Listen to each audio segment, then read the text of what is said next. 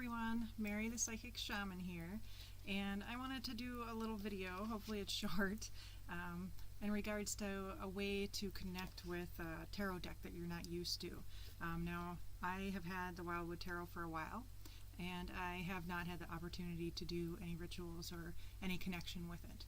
So this deck is a little different. It doesn't follow completely the same major arcana as most tarot decks. Now, a lot of it is similar, but some is different. And they also, there's a neat little chart in here which I used with how they relate, the major arcana. Now, and I'll show you this, but you've got an inner circle that really is human-bound, earth-bound, human emotions, how you deal with things. And then the outer circle, it's relating another major arcana with our outer consciousness. So it could be the lesson or what we need to remember when we're going on this path or having this type of thing happening. So what I did, and I will flip this here now so you guys can see, and I can actually put my candle back so I don't burn my hair. So I created this. Let's see if you can see that any better. And the first time I'm going through this, I went through as the Fool or the Wanderer for this deck. Then there's the Shaman and the Seer as well. So what I did was I went through, and this also goes through the different seasons as well. Kind of all connects, which is really cool. So basically, all I'm doing here is I get my drum because it makes it easier for me to get into that altered state.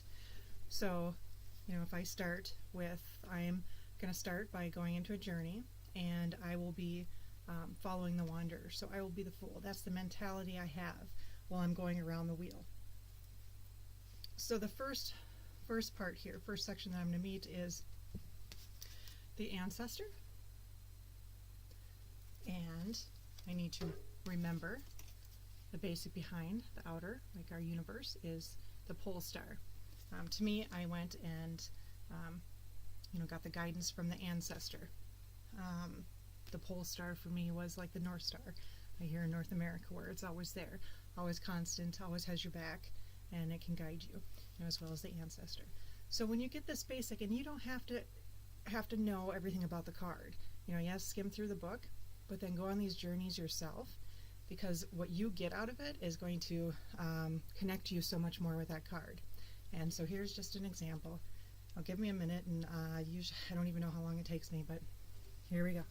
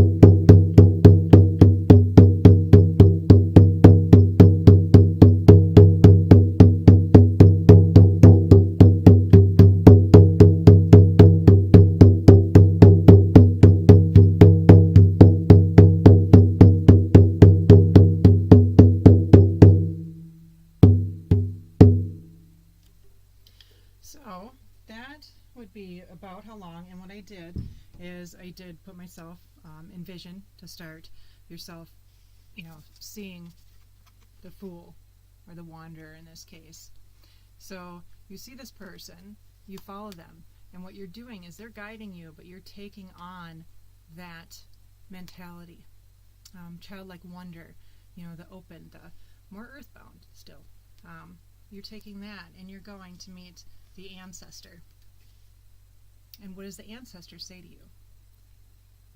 You know, is this about, you know, and it can be different for each person, of course. It's how you relate, and that's what secures your deck to you, is it's going to read off of you, how you interpret it.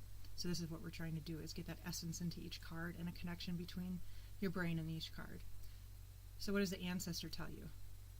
You know, to me, the ancestor said that, you know, it's the time, this is the time for starting to think, to plan. You know, what seeds are you going to sow, so to speak? But to do it carefully, and to always remember that the pole star, or the North Star, in my mind, is always there to guide you. It's always that stability, that guiding force that will never leave you. And if you're ever lost, just look up. And that's what this tells me. And so then what I did when I did this is, after each, I only did, and you know, each arm, and I would stop, and in my journal then I wrote down all the wisdom that I got from that journey. And then immediately I go in and I'd go do the archer and the stag, and I'd go, you know, keep going. And what happens is, it's, you know, the wheel of the year, what it happens is it all connects. The seasons connect, you know, what area you're in, it all connects up. So it helps you in your readings as well to connect. So even though, you know, like in this instance, the ancestor is the number 5 in the major arcana, and the pole star is number 17. But I'm still relating these two. So I know there's a relation here. So even if I pull just the pole star, I'm still going to have this relationship. So in a reading, I'm going to know, okay, well, I got to keep this in the back of my mind as well. Now, this also, a couple different things. So you go through the entire wheel, all these poles, as the Fool or the Wanderer. And then what you can do is go in as the Shaman and do the entire thing as well. And of course, it'll be quicker, or should be quicker for you, just because it's a different perception. Then you go in as a Seer. And then, what's really cool, which I did, is you take all of these, the Fool, the Shaman, and the Seer. Once you adopt those mentalities, then you walk through the World Tree, which is done, ending, completed, which is very, and it's a pretty amazing journey. So it's a quick thing that really anyone can do, even if you don't have any journeying experiences. Just try it out. If you don't have a drum, use a rattle. If you don't have that, you can always put some calming music on. Drum beat helps. Michael Harner has a YouTube video, it's free, for 15-minute shamanic drumming, and that should get you in that space as well. So give it a try, let me know what you think, and I'll catch you later. Thanks, guys.